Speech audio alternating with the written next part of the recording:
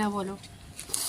Hello বন্ধুরা, আজকে তোমরা কেমন আছো? আশা করি ভালো আছি। আমি অনেক ভালো আছি, তাই জন্য তোমাদেরকে আজকে একটা জিনিস দেখাবো, ঠিক আছে?